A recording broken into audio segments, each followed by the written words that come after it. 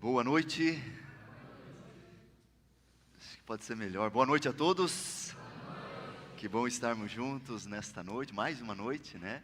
Como é que foi o seu dia? Tudo certo? Tudo tranquilo? Que bom estarmos juntos mais uma noite. Deus seja louvado pela tua vida e por você estar aqui para nós refletirmos e meditarmos na palavra do Senhor. Você colocou o seu pedido aqui, sim ou não? Mas não era o seu pedido, né? Lembra? Era o pedido de alguém, mas não tinha problema você trazer o seu pedido, não tem problema. Se você não fez ainda, eu vou deixar ela aberta aqui, tá? Você pode fazer aí o seu pedido, o pedido de alguém, transcrever, e pode vir aqui e colocar, enquanto eu vou falando aqui, bem tranquilo, tá bom? Ela vai ficar aberta aí durante toda essa semana, a arca, você vai ter a oportunidade de trazer os seus pedidos aqui. Mas você já trouxe o seu pedido, para Deus atender até sexta-feira, e nós estamos orando. Você trouxe o pedido de alguém. E pensa comigo aqui, qual o maior milagre? Deus abriu o mar vermelho ou o sol nascer e se pôr todos os dias? Para Deus é facinho, né? Talvez para nós, ao olharmos no mar, que a gente não vê todo dia, seja algo extraordinário. Mas começa a perceber os pequenos milagres que Deus faz constantemente e diariamente na nossa vida. Diariamente na nossa vida. Então, Deus vai realizar grandes milagres durante essa semana. Então, fique esperto aí, presta atenção, porque Deus vai realizar um grande milagre na sua vida. Só que amanhã, você não vai trazer seu pedido, não vai trazer o pedido de alguém. A ideia amanhã é você trazer o seu sonho. Qual é o teu sonho? Você vai escrever o seu sonho. Aí você fala assim, um dia eu estava saindo aqui, em São José mesmo, numa igreja, nessa noite que eu desafio a trazer um sonho, uma irmã, ela saiu e disse assim: pastor, eu não vou colocar nenhum sonho lá. Eu falei, mas por que eu não tenho nenhum sonho? E eu olhei para ela e falei, então você perdeu o desejo de viver. E ela começou a chorar. Porque se você não tem nenhum sonho, você perdeu totalmente o desejo de continuar vivendo. Porque os sonhos nos motivam a buscar as coisas. Então qual é o teu sonho? Se você não tem nenhum sonho, reative um sonho. Ah, mas eu já estou muito velho para isso, pastor. Reative um sonho, a gente precisa sonhar. Meu pai dizia, Pedro, sonhe em alcançar as estrelas. Se você não alcançar as estrelas, você vai alcançar a lua. Se você não alcançar a lua, você vai alcançar o céu. Se você não alcançar nada, no mínimo você vai sair do lugar. Então sonhe, amanhã é o dia de nós colocarmos o nosso sonho nas mãos do Senhor. Tudo bem? Tudo certo? Sim ou não? Então tá bom. Quem veio todos os dias desde o domingo, levante a mão. Eita, será que eu vou ter presente para todo mundo? Vou ter que arrumar, né? Mas lembra, você colocou ali o ok no cartãozinho ali, sim ou não? Eu coloco ali. Que na quinta-feira você vai me entregar o cartãozinho para me contar aqui. Eu não coloquei ainda, tá? Fica tranquilo. E eu nem vou contar para vocês quando eu colocar, porque senão vocês ficam curiosos, tá? Então, quem que veio ontem? Veio ontem, não veio domingo, mas veio ontem. Levante a mão. Ok. Tem alguém que é a primeira vez que está vindo hoje? Tem alguém que é a primeira vez? Poxa, se vocês tivessem vindo ontem, ontem era o dia da misericórdia. Era o dia, tá? Que eu fiz essa promessa de domingo a sexta e de segunda a sexta. Hoje já não tem misericórdia, mas você é muito, muito bem-vindo, tá? Hoje nós vamos ter mais um assunto que é a base, e a partir de amanhã nós vamos entrar nos assuntos picantes do livro do Apocalipse. Algo picante assim que eu chamo de picante, que são assuntos que você não vê por aí constantemente. Mas hoje é mais uma base.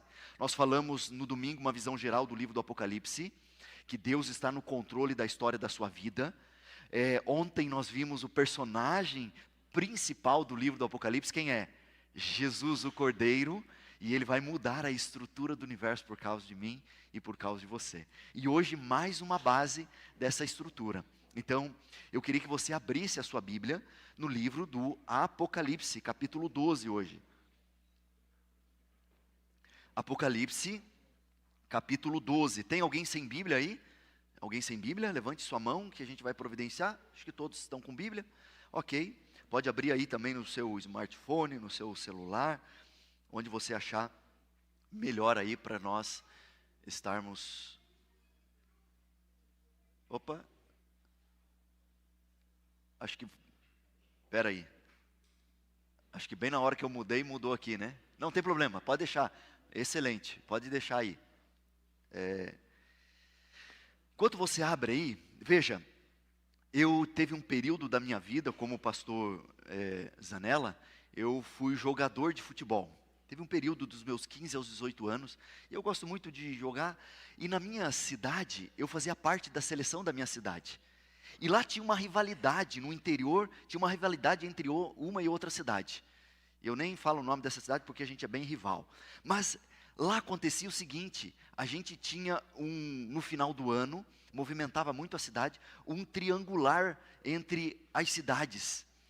E aí a gente jogava em casa, jogávamos na cidade vizinha, e aí eles sorteavam onde ia ser a grande final. Isso era uma tradição lá na nossa cidade, e movimentava toda a cidade. E eu lembro que naquele ano, a gente jogou em casa, ganhamos, a gente foi jogar na cidade vizinha, nós perdemos, e aí saiu o grande sorteio, e aí nós íamos jogar em casa. E aí pensa naquele movimento de interior, cidade pequena, aí bandinha, lotou o estádio lá e tal, e eu lembro que a gente estava ganhando ali de uns 2-0, e aí no finalzinho, às vezes a gente é meio abusado, né, pastor Zanella, e aí quicou uma bola assim na frente do zagueiro, e eu, aqueles que entendem de futebol, tentei dar um lençolzinho nele, um chapéuzinho. E aí a hora que eu tentei, ele me deu no meio, fez a falta. E eu caí no chão, e ele passou por mim, apontou o dedo na minha cara e disse assim, a próxima vez que você passar por mim, eu vou te dar um murro na cara. E eu não sabia que ele era um homem de palavra. Veio a próxima bola, eu passei por ele, saí frente a frente com o goleiro, eu cortei o goleiro fez pênalti. Eu não era o batedor oficial, nosso batedor foi bater ali, e eu fiquei na beira, todo mundo, já estava 2 gols de diferença, todo mundo ali na beira da área, e eu estava aqui, eu abaixei para levantar o meu meião, levantei o meu meião aqui, levantei o outro meião aqui, a hora que eu levantei, alguém cutucou aqui atrás, e a hora que eu virei, eu levei um soco na cara.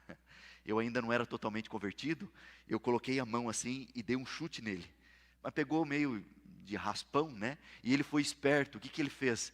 Ele veio correndo para trás assim, todo mundo estava aqui, ele foi esperto, ele falou, vou fugir para cá, e ele veio correndo costa mesmo, porque ele estava vendo todo mundo aqui, ele veio correndo, só que ele não sabia que do outro lado, lá do gol, estava o meu melhor amigo, que era o goleiro, e ele estava com aquela chuteira de 6 travas, aquelas travas de alumínio, ele olhou, eu estava com a mão no olho, ele viu o camarada correndo, ele não pensou 2 vezes, ele deu um corridão e deu uma voadora nas costas dele, ele caiu no chão, e aí os jogadores viram, e aí todo mundo foi em cima dele, e eu lembro que ele ficou assim no alambrado, a torcida batendo nele, e os jogadores batendo nele também. E eu olhei aquilo dali, eu confesso a vocês que eu fiquei muito feliz. Eu fiquei feliz, confesso para você, talvez não deveria, mas fiquei feliz. Mas sabe por que eu fiquei feliz?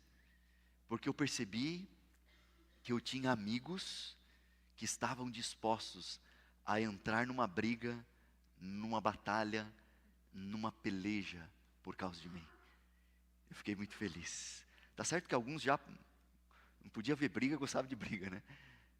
Mas você sabia que teve alguém que entrou numa briga, numa peleja, não numa briguinha de rua, não numa briguinha de campo de futebol, mas ele entrou no grande conflito entre o bem e o mal por causa de você. Amém?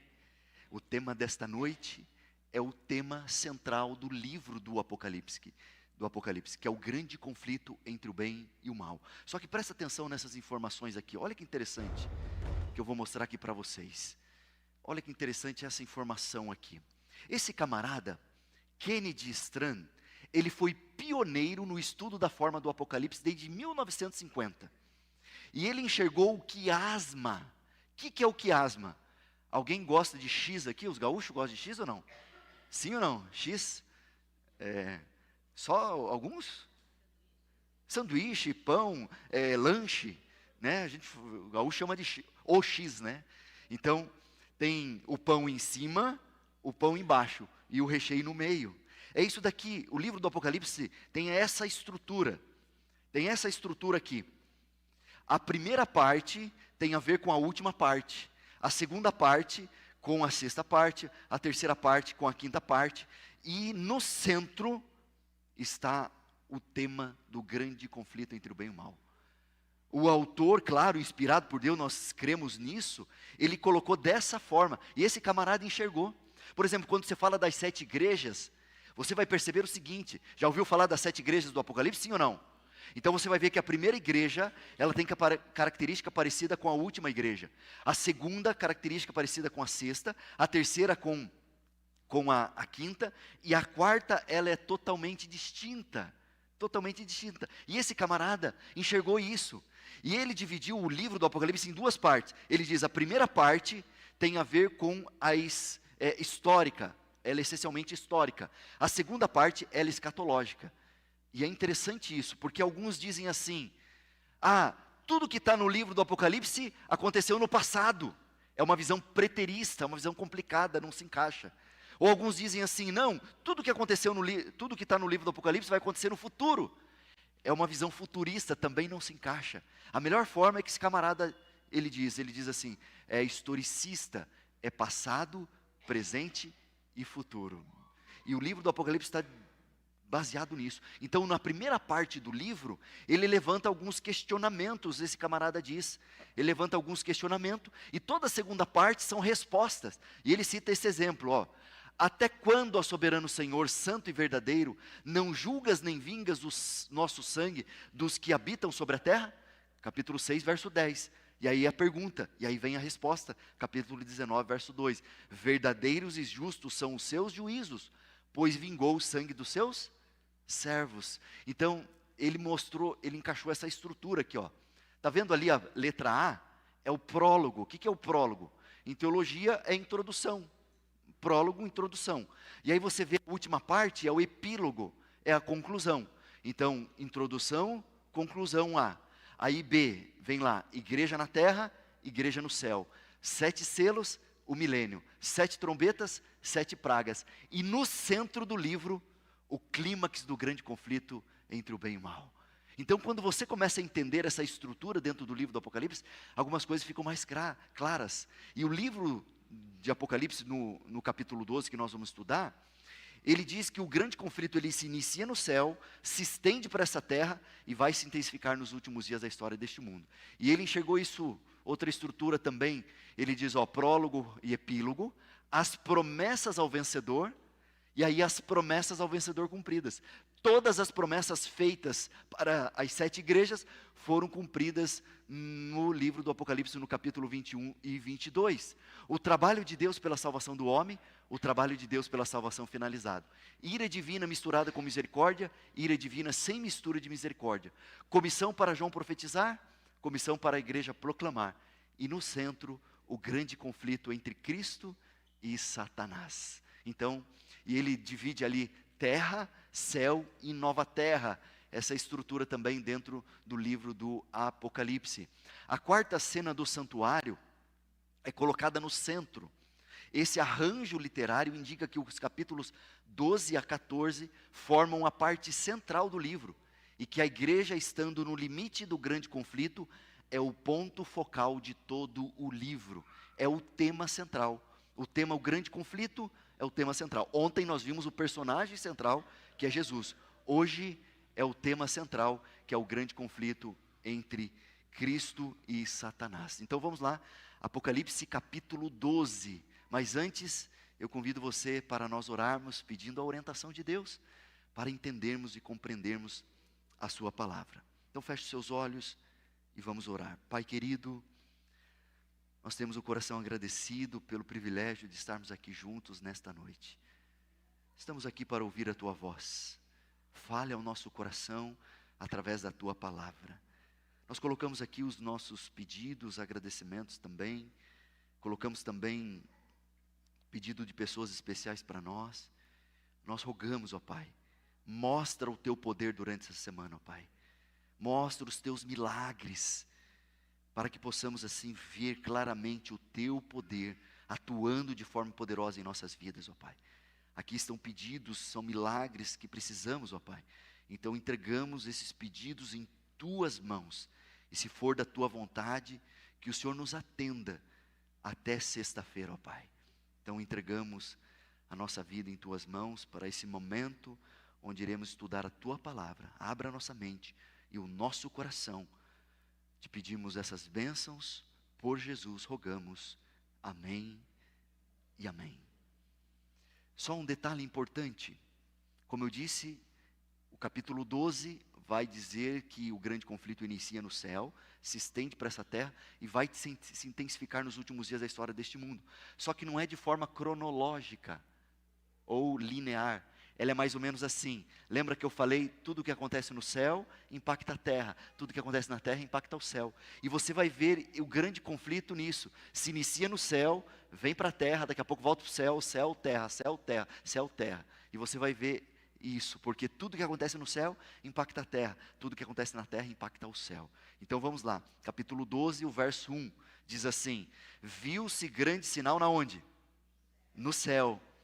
E a saber, uma mulher vestida do sol com a lua debaixo dos pés e uma coroa de 12 estrelas na cabeça, que achando-se grávida, gravidez tem a ver com terra. Então volta a nossa atenção para a terra, que grita com dores de parto, sofrendo tormentos para dar à luz. Viu-se também outro sinal no céu, e sobe para o céu de novo. E eis um dragão grande e vermelho, com 7 cabeças, 10 chifres, e nas cabeças 7 diademas. A sua cauda arrasta a terça parte das estrelas do céu, as quais lançou para a terra, e o dragão se deteve em frente da mulher, que estava para dar à luz, a fim de lhe devorar o filho quando nascesse. Nasceu-lhe, pois, um filho varão, que há de reger todas as nações com cedro de ferro, e o seu filho foi arrebatado para Deus até o seu trono. Então, nesse primeiro momento, essa mulher representa o povo de Deus. Mulher, no livro do Apocalipse, representa o povo de Deus, a igreja de Deus. Então, nesse primeiro momento, essa mulher representa Israel, o povo a qual Jesus nasceria, a qual Jesus seria descendente. E aqui fala desse filho que haveria de nascer, que regeria com cedro de ferro todas as nações. Então está se referindo a Jesus. E Satanás tentou matar Jesus nesse grande conflito. Ele tentou matar Jesus. Agora, se você for no verso 7, olha o que diz o verso 7. E houve peleja na onde? No céu. Miguel, quem que é Miguel? É Jesus. A Bíblia fala do arcanjo Miguel. A palavrinha arque quer dizer superior aos anjos. Quem é o único superior aos anjos? É Jesus. É como se fosse o nome de batalha de Cristo, de Jesus. Então, Jesus aqui é Miguel. E os seus anjos pelejaram contra o dragão, também pelejaram o dragão e seus anjos. Todavia não prevaleceram, nem mais se achou no céu o lugar deles, e foi expulso o grande dragão, a antiga serpente que chama Diabo e Satanás, o sedutor de todo mundo. Sim, foi atirado para a terra, e com ele os seus anjos. Então ouvi grande voz do céu proclamando: agora veio a salvação, o poder, o reino do nosso Deus, e a autoridade do seu Cristo, pois foi expulso o acusador de nossos irmãos, o mesmo que os acusa de dia e de noite diante do nosso Deus. Então perceba, esse grande conflito se inicia no céu, se estende para essa terra e vai se intensificar nos últimos dias da história deste mundo. Vamos ler já esse texto, olha o verso 13 aqui, ó. Diz assim: quando, pois, o dragão viu-se atirado para a terra, perseguiu a mulher que dera à luz ao filho varão. E se você for no verso 17, irou-se o dragão contra a mulher, e foi pelejar com o restante da sua descendência, os que guardam os mandamentos de Deus e têm o testemunho de Jesus, e se pôs em pé sobre a areia do mar. Então, o grande conflito inicia no céu, se estende para essa terra e vai se intensificar nos últimos dias da história deste mundo. Lá no céu, Satanás, ou Lúcifer, era um anjo de luz. Ele estava ali como um anjo de luz, mas saiu uma ordem de Deus para que todos os anjos se prostrassem diante de Jesus, diante do Filho, para adorá-lo. E Satanás, ele se prostrou, Lúcifer se prostrou, mas naquele momento no seu coração nasceu o rancor, a inveja. Ele queria estar no lugar de Jesus. Ele achava que Jesus não merecia toda essa honra, que ele merecia. Mas ele estava prostrado ali, ele estava prostrado. Ele saiu dali daquele momento e ele foi e convocou os anjos. E ele começou a dizer que Jesus não merecia essa adoração, que ele deveria, e compartilhou dos seus planos, dizendo que a lei, a ordem de Deus, a palavra de Deus não deveria ser seguida. E ele, conversando ali com os anjos, tentando, muitos anjos choraram. Muitos anjos choraram. E num primeiro momento aceitaram, mas depois, por causa de outros anjos, eles voltaram atrás e se arrependeram disso. Mas Satanás não se arrependeu. Ele diz: eu fui longe demais. E ele iniciou essa rebelião contra Cristo, querendo estar no lugar, contrapondo a palavra, a ordem de Deus, que era prostrar-se diante de Jesus. Agora, perceba uma coisa: ele foi expulso do céu, houve batalha lá no céu, e ele foi expulso para essa terra. Quem saiu vitorioso nessa batalha? Quem? Não. Ele foi expulso de lá. Mas quem saiu vitorioso nesse primeiro momento foi Satanás, porque se ele tivesse trazido um anjo, seria uma derrota para Deus. Por isso que a cruz é extremamente importante, porque é a vitória final contra Satanás. Porque ele saiu de lá pensando assim: poxa, eu estou certo, eu trouxe todos esses anjos comigo. E aí Deus cria Adão e Eva, e ele vem para tentar Adão e Eva, e ele ganha essa batalha contra Adão e Eva, engana Adão e Eva. Então até a cruz, ele achava que ele tinha todo o poder. Até a cruz, por isso que a cruz é importante. Mas nesse momento, nesses dois primeiros momentos, ele achou que ele estava sendo vitorioso. Então, ele iniciou uma rebelião lá no céu contra a ordem de Deus, contra a vontade de Deus, contra a palavra de Deus. E esse grande conflito se inicia até hoje aqui na nossa terra, se estendeu por essa terra e vai se intensificar. Olha esse texto aqui que interessante. Olha o que diz: como parte da campanha de Lúcifer contra Cristo, ele prometia um novo e melhor governo, no qual todos seriam livres em relação à lei de Deus. Afirmava que a lei de Deus requeriria submissão e obediência servil, e que se ele submetesse a isso, estaria sendo despojado de sua honra. Assim, ele iniciou uma rebelião, um conflito que voltava contra a imutável lei de Deus. E o texto continua: desde o início do grande conflito no céu, tem sido o intento de Satanás subverter a lei de Deus, enganando os homens e levando assim a transgredir a lei de Deus, a ordem de Deus. O último grande conflito entre a verdade e o erro não é senão a luta final prolongada, a controvérsia relativa à lei de Deus. A lei de Deus. Agora, deixa eu perguntar aqui. A gente está numa onda de fake news aí. Alguém já recebeu fake news aí ou não? Sim ou não? Quem nunca, né? Alguém já compartilhou fake news? Quem nunca também, né? Vamos imaginar que você recebeu um fake news do pastor Zanella. Recebeu no celular: olha, um fake news. Você não sabe o que é fake news. Você recebeu ali, você vai compartilhar, sim ou não? Sim? Calma. Como que você identifica um fake news? Sabe como que você identifica? Você vai direto na fonte. Pergunta: pastor Zanella, é isso mesmo? E ele vai dizer: não, é isso, isso, isso. Tem muitas fake news espirituais espalhadas por aí, que estão se espalhando, que você precisa ir direto na fonte. Quer ver uma fake news que aparentemente é muito bonitinha?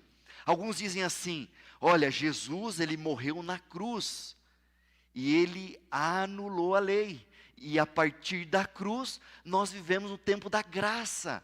A lei era para os antigos, antes da cruz. Agora nós vivemos no tempo da graça, do amor, da misericórdia.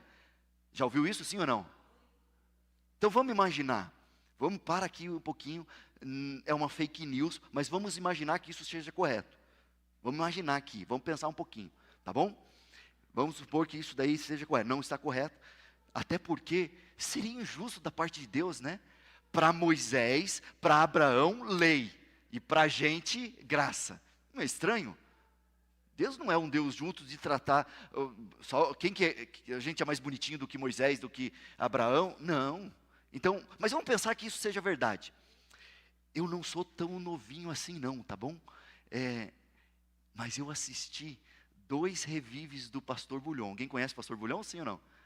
Pastor Bulhon, 2 revives. Eu era pequenininho, e lembro lá no ginásio da nossa cidade, eu correndo para lá e para cá, criança, né, e tal. De repente, o pastor Bulhon, ele pega um espelho.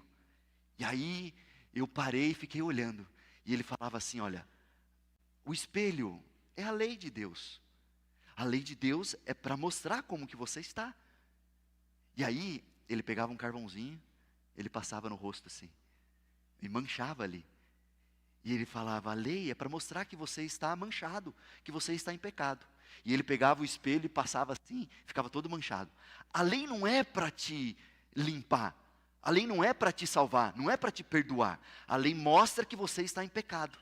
E aí ele pegava a água é Jesus, só Jesus pode te limpar. E ele limpava o rosto ali, deixava limpinho. Eu, criança, entendia a função da lei. A lei não é para me salvar, a lei é para mostrar que eu estou o quê? Em pecado, que eu estou sujo, que eu preciso de alguém para me perdoar, que eu preciso de alguém para me restaurar. É o que Paulo fala, que a lei me serviu de aio que me conduz a Cristo.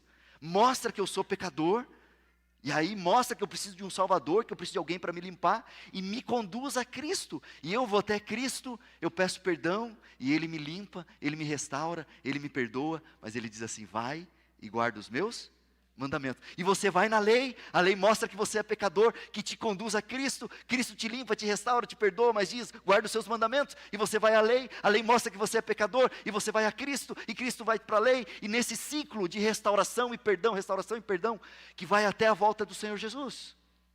Mas vamos pensar aqui, tiramos a lei,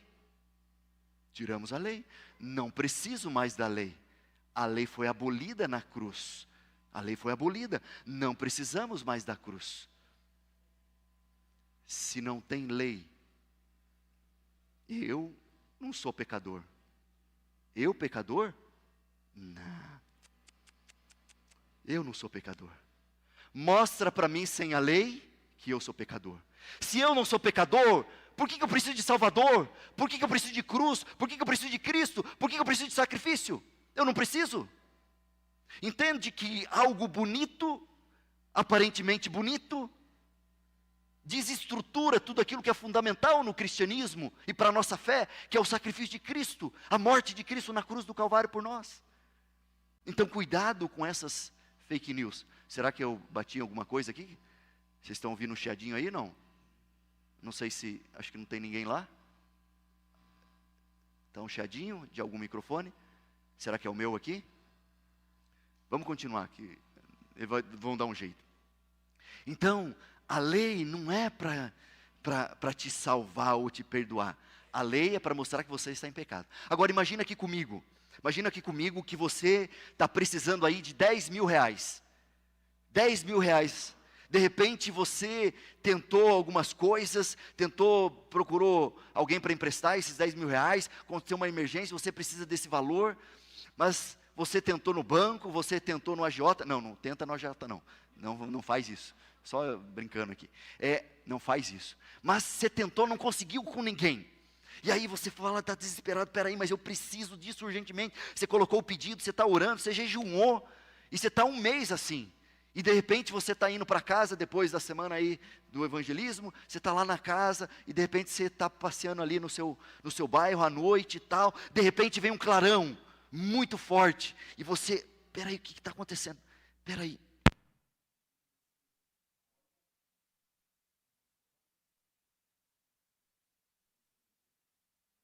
De luz, é um anjo, com asas, com auréola, e aí você olha para ele, você fica maravilhado, ele fala assim, eu tenho uma mensagem de Deus para você, você está orando, eu tenho uma mensagem de Deus para você, eu vim aqui para trazer essa mensagem, e você olha assim, pode falar, eu recebo, pode falar, receba, né, pode falar, qual que é? E aí ele diz assim, a mensagem de Deus está vendo aquele mercado ali, da esquina? Eu deixei a porta aberta ali, vai lá e pega os 10 mil reais para você, que você está precisando, aliás, pega mais milzão lá, porque de gorjeta para você, pega lá 1.000 reais, amém queridos, glória a Deus, você vai ou não? Amém? Vai ou não vai? Por que não?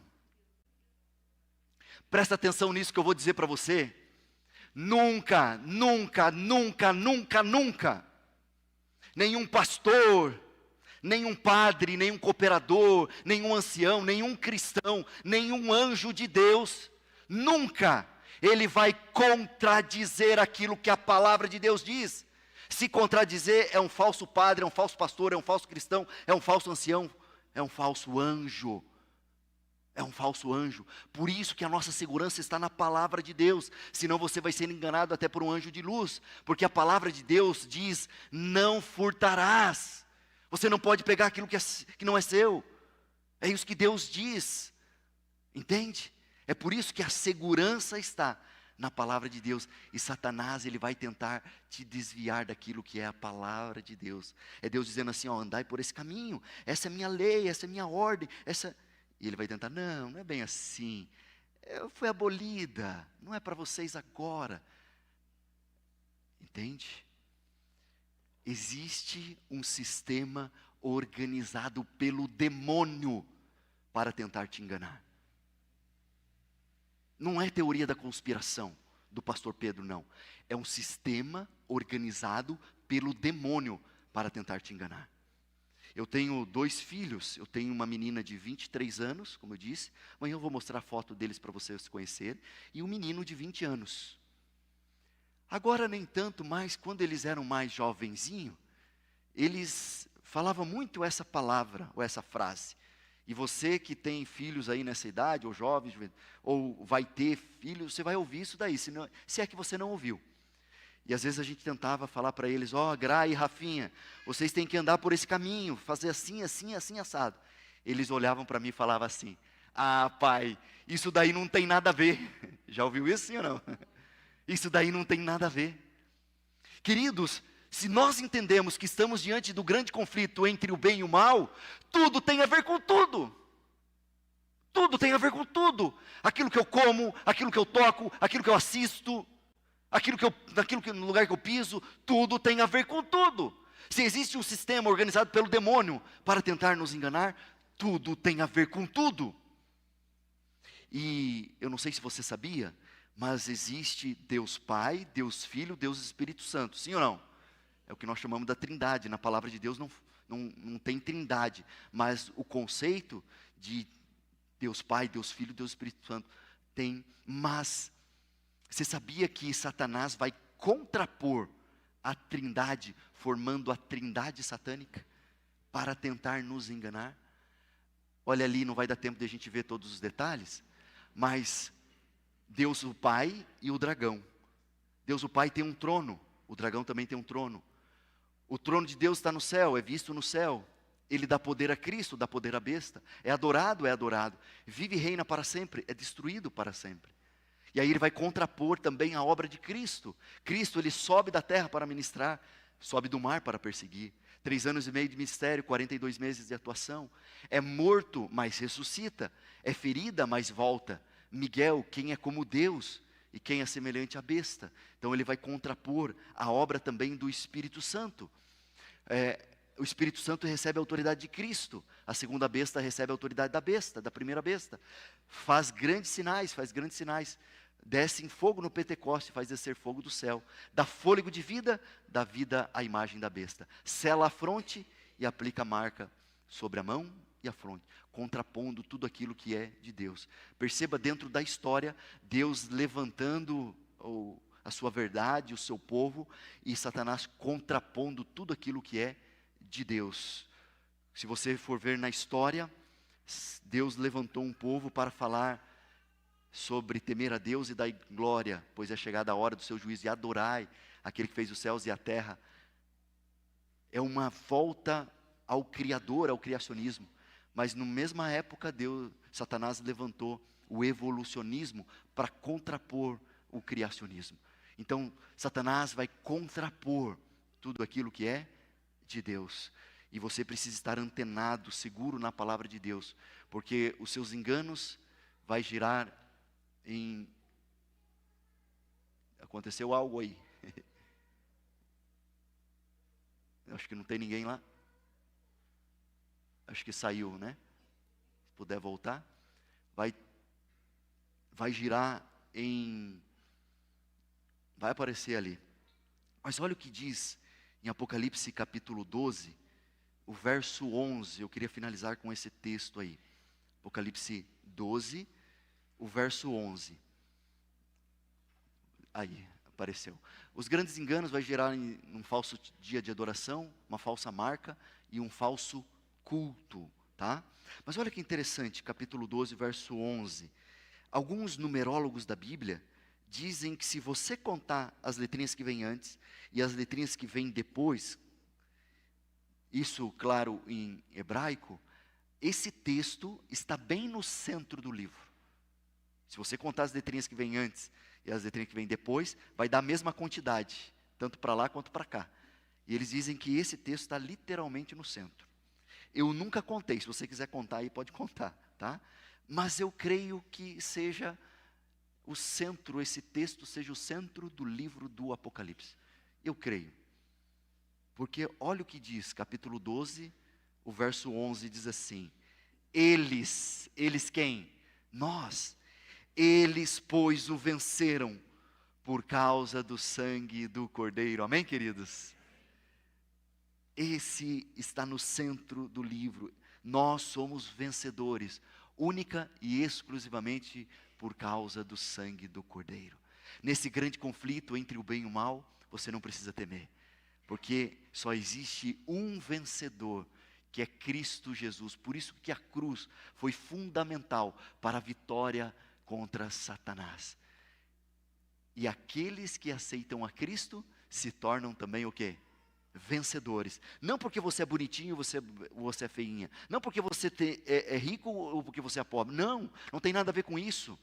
Tem a ver com o sangue do Cordeiro. Você é vencedor, única e exclusivamente pelo sangue do Cordeiro. Você é vencedor não por aquilo que você faz, mas por aquilo que Cristo fez por você. E não deixa ninguém dizer ao contrário, dizer que você é um perdedor, que você não presta para nada. Não, você é um vencedor, única e exclusivamente pelo sangue do Cordeiro. Amém por isso? Você é um vencedor. Agora, perceba algo. Você já ouviu falar dos 4 evangelhos, Mateus, Marcos, Lucas e João, certo? Esses 4 evangelhos, eles descrevem o ministério de Jesus aqui na terra. O ministério de Jesus aqui na terra. E eu chamo dos evangelhos do Apocalipse, os evangelhos de Daniel e o evangelho de Hebreus, eles descrevem o ministério de Jesus no santuário celestial. Então, Mateus, Marcos e Lucas, os evangelhos, ministério de Jesus aqui na terra, e Apocalipse, Hebreus e Daniel, o ministério de Jesus no santuário celestial. Nesse intervalo, nós não temos muita informação. Mas eu queria que você fechasse a sua Bíblia agora. Feche a sua Bíblia. Eu queria ler um relato aqui para vocês. Veja, Cristo, Ele alcança a vitória na cruz do Calvário. Ele sai vitorioso sobre Satanás para todo o universo. Isso não tem a ver só conosco, mas tem a ver essa vitória para o universo inteiro. Então, Cristo morre na cruz, Ele ressuscita e Ele vai para o céu. O que acontece quando Ele chega lá no céu? Eu queria ler aqui uma descrição. Eu queria que você imaginasse ou tentasse imaginar. Eu vou ler para não perder nenhum detalhe. Jesus morre na cruz, nos dá a vitória, ressuscita e vai para o céu. Quando Ele chega lá, o que acontece? Diz assim: todo o céu estava esperando para saudar o Salvador, a sua chegada às cortes celestiais. Ali está o trono, e ao seu redor o arco-íris da promessa. Ali estão os querubins, os serafins, os comandantes das hostes celestiais, os filhos de Deus, os representantes dos mundos não caídos, acham-se congregados ali. O conselho celestial perante a qual Lúcifer acusara Deus e a seu filho, os representantes daqueles reinos imaculados sobre os quais Satanás pensara estabelecer seu domínio, todos ali estão para dar as boas-vindas ao Redentor. Estão ansiosos para celebrar-lhe o triunfo e glorificar o seu rei. É como uma festa surpresa, todos estão preparados ali, e a hora que, esperando o aniversariante para dar cantar o aniversário, né? Feliz aniversário. Todos estavam reunidos ali. E quando Cristo entra, com um gesto, ele diz assim: ainda não. Ainda não. Com um gesto, ele os detém. Ainda não. Não pôde receber a coroa de glória e as vestes reais, mas ele entra na presença do Pai. Mostra a fronte ferida, o atingido franco, os dilacerados pés. Ergue as mãos que apresentam os vestígios dos cravos. Aproxima-se do Pai, em quem há alegria a cada pecador que se arrepende. Haviam-se dado as mãos, ele e o Pai, num solene compromisso de que Cristo se tornaria o fiador da raça humana. E esse compromisso Cristo cumprir, amém, queridos? Amém. Quando soltara o brado na cruz, está consumado. Esse brado se dirigia-se ao Pai, mas agora ele declara diante do Pai: Pai, está consumado. Fiz, ó meu Deus, a tua vontade. Concluí a obra da redenção. Se tua justiça está satisfeita, quero que onde eu estiver, estejam eles comigo. Amém, queridos? Ele reivindica o nosso direito à salvação através dos méritos dele. Todo o céu silencia. Anjos, querubins, serafins silenciam.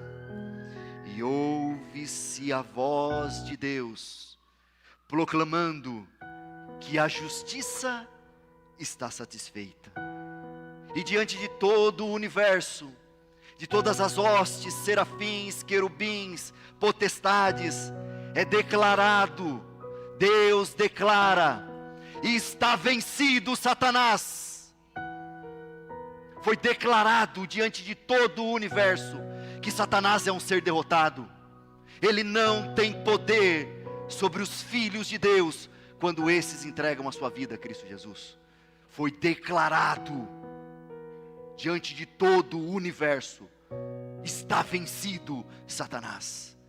Não há nenhum poder, nenhuma magia, nenhuma macumba, nenhuma olhado que venha contra o povo de Deus, quando esses entregam a sua vida a Cristo Jesus.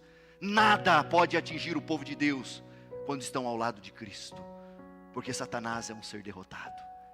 Nesse grande conflito entre o bem e o mal, você não precisa temer. Você não precisa temer. Basta apenas estar do lado do Cordeiro, porque o sangue dele vai te tornar vencedor. A misericórdia e a justiça se encontram.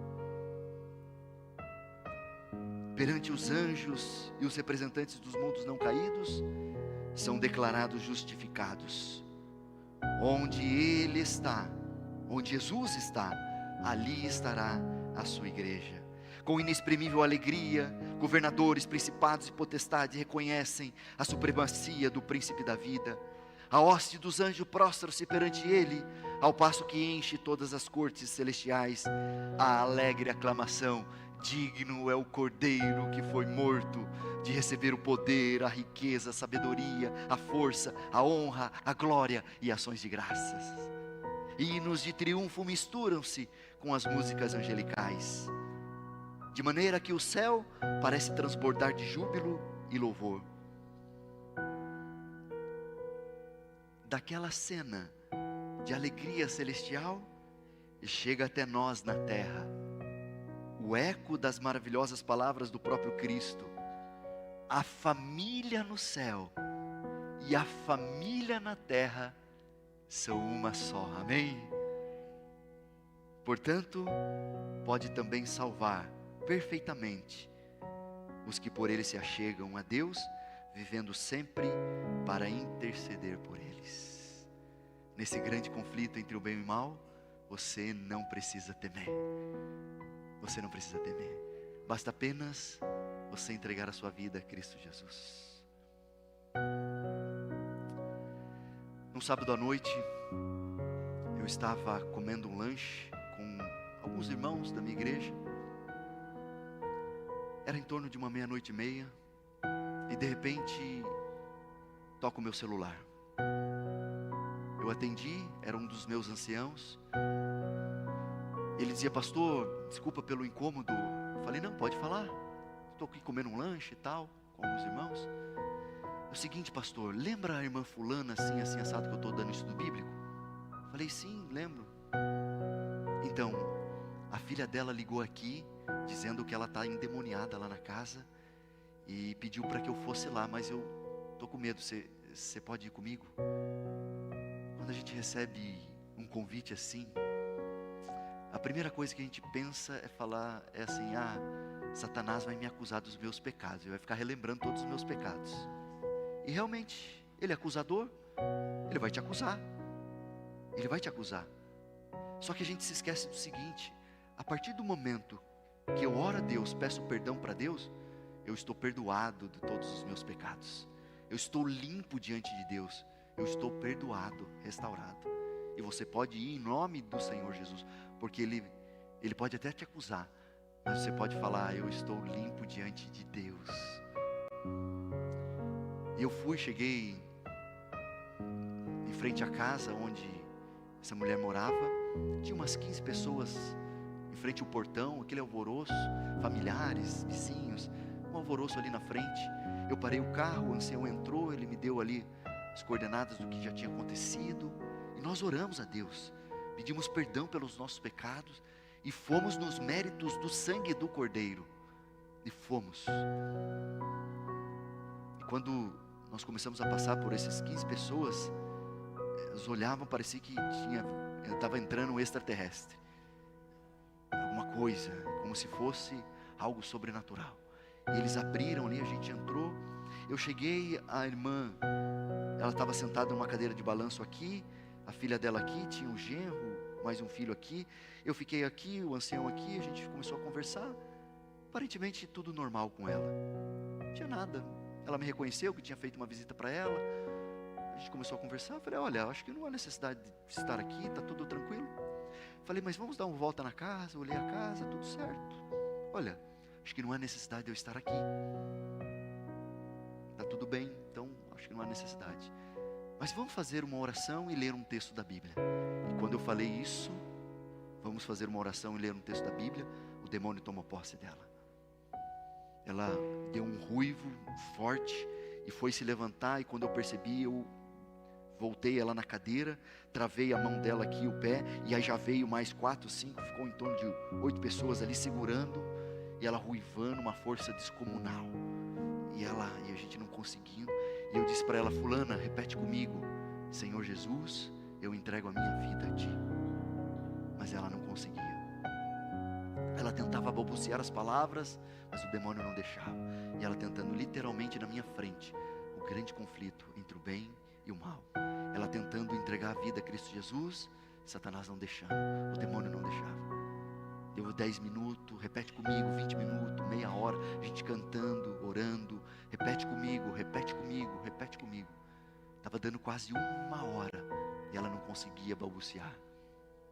Até que, em um determinado momento, ela conseguiu, com muito esforço, proferir essa oração: Senhor Jesus, eu entrego a minha vida a Ti.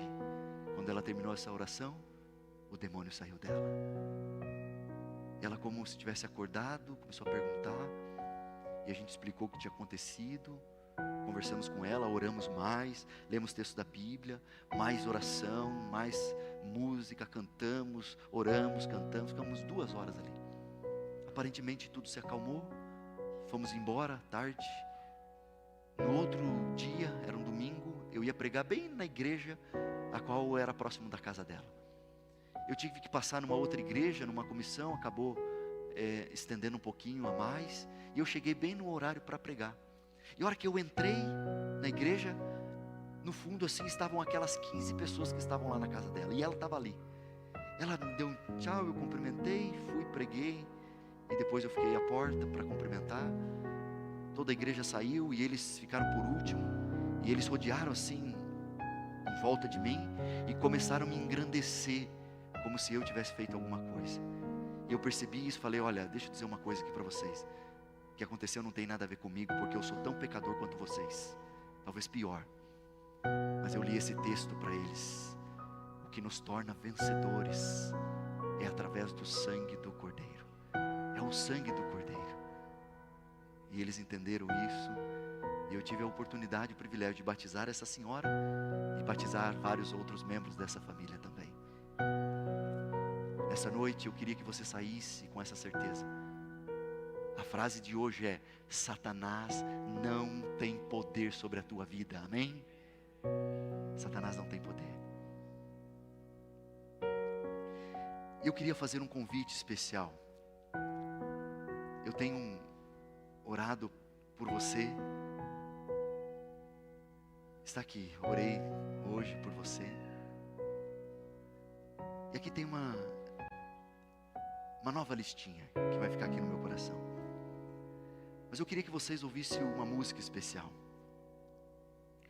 E eu queria você, que ainda não é membro da igreja adventista, você que está conhecendo a verdade da palavra de Deus, você que por algum motivo se afastou dos caminhos do Senhor, estou orando por você e eu queria fazer uma oração especial por você.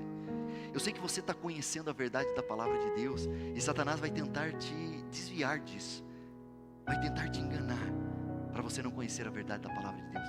E eu queria fazer uma oração por você, por essas pessoas aqui. Posso orar por vocês, sim ou não? Sim ou não? Tem certeza? Mas eu estou achando que a minha oração não vai chegar aí até você. Será que eu vou ler o seu nome aqui? Será que você poderia vir aqui à frente? Eu vou convidar aqui, pode vir o cantor. Eu queria que você viesse aqui à frente, eu vou citar o seu nome aqui. E se você sentir a vontade, vem aqui à frente. Você vai ficar olhando para mim, não vai ficar olhando para... Eu queria que você acompanhasse a música de pertinho. Eu queria fazer uma oração por você. Será que você poderia? Fique à vontade. Mas eu queria que o Renato, o Newton, a Stephanie, o Anderson, venham. Pode se levantar e vir. A Maria, a Rosana, a Vilma, a Brenda, a Damile e o Helder. Venham aqui, por gentileza. Se você... Isso, fiquem aqui. Pode ficar aqui olhando para mim, isso. Bênção, venham aqui. Não tenham vergonha. É só uma oração. Eu quero fazer. Isso, pode ficar aqui. Pode vir aqui. Isso. Que bênção. Obrigado. Vocês vão ouvir. Pode ficar aqui. De repente, pode ser? Eu queria que vocês ouvissem essa música especial. Eu queria fazer um convite para que você entregue a sua vida a Cristo Jesus, ao Cordeiro. Lembra que nós falamos? O personagem central do livro do Apocalipse. Enquanto ele canta, eu queria que você entregasse a sua vida. E no final nós vamos fazer uma oração por vocês. Mas eu queria que você que é membro desta igreja, ou é membro da igreja adventista, se você conhece um deles aqui, eu queria que você saísse do seu lugar, você viesse aqui do lado, enquanto a música canta, você ficasse do lado dessa pessoa. Se você conhece, eu queria que você viesse. Mas se de repente você não conhece alguém, eu gostaria que alguém se levantasse e viesse. Enquanto você ouve a música, alguém vai vir aí do lado de vocês, para estar do lado, para vocês não ficar sozinhos. Então ouça essa música especial e entregue a tua vida a Cristo Jesus.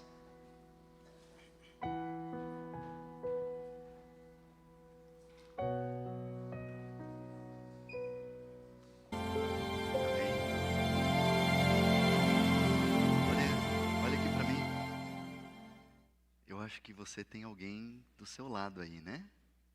Sim, aqui, tá junto aqui também, aqui também, aí, aqui tá sozinho, tem alguém junto? Alguém da igreja? Tá junto aqui? Tá junto não? Sim? Tá só aqui? Tem alguém só aqui? Vem cá, pastor. Isso, fica do lado aqui. Conhece? Então fica os dois juntos aí, ó. Deus, a gente já enviou dois aí, ó. Bênção. Aqui também já está junto. Aqui também, né? Tá aqui também e aqui também. Bênção. Por que eu pedi para alguém vir aqui? Veja, eu quero fazer uma oração para que Deus proteja vocês. Eu disse que até hoje é a base. Amanhã a gente vai começar a entrar nos assuntos picantes do livro do Apocalipse. E você vai perceber que Satanás vai tentar te atrapalhar de você vir amanhã aqui. Você vai perceber que vai chegar gente bem na hora, vai furar o pneu. Só que essa pessoa que está do seu lado, Deus está enviando para te ajudar, para você estar aqui amanhã, amém? Então você, irmão que está aí do lado, se furar o pneu, vai lá, troca o pneu e manda ela vir para cá. Liga para a gente, dá um jeito para que ela esteja aqui amanhã. Porque amanhã nós vamos entrar nos assuntos picantes do livro do Apocalipse, que Satanás não quer que você saiba. Então por isso que eu chamei você aqui, para a gente fazer essa oração. E eu estarei orando por você, tá aqui ó, do ladinho do meu coração. Hoje à noite, de madrugada, durante o dia, estarei orando por cada um de vocês. Amém? Nós vamos orar. Igreja, quer você também se entregar a Cristo Jesus mais uma vez? Se coloque de pé e vamos orar, pedindo a bênção do Senhor. A frase de hoje é: Satanás não tem poder sobre a tua vida, amém? Saia com essa certeza no seu coração. Oremos. Soberano Deus, eterno Pai, nesse grande conflito entre o bem e o mal, só tem um vencedor, que é Cristo Jesus, o Cordeiro que derramou sangue por cada um de nós. É através dele que nós nos tornamos vencedores. A derrota de Satanás já foi declarada diante de todo o universo. Satanás é um ser derrotado, e aqueles que entregam a vida a Cristo Jesus são protegidos por Deus. E aqui está um grupo muito especial de pessoas especiais, que nós amamos, que essa igreja ama, que estão estudando, conhecendo mais a verdade da Tua Palavra. E amanhã nós vamos entrar em alguns assuntos que Satanás vai querer atrapalhar. Então proteja de uma forma muito especial. Envie seus santos anjos, envie o poder do Teu Santo Espírito, envie um campo de força para protegê-los contra os ardis de Satanás. E use cada irmão que está aqui do lado, para que ajude nesse processo de trazê-los amanhã aqui. Então leva para os nossos lares com esta frase: Satanás não tem poder sobre a nossa vida. E traga-nos de volta amanhã, pela Tua graça, pela Tua misericórdia. Te pedimos por Jesus. Amém e amém. Vire para a pessoa que está do seu lado e diga assim: Satanás não tem poder sobre a tua vida. E eu estarei à porta cumprimentando a cada um de vocês. Que Deus abençoe e até amanhã, se Deus quiser.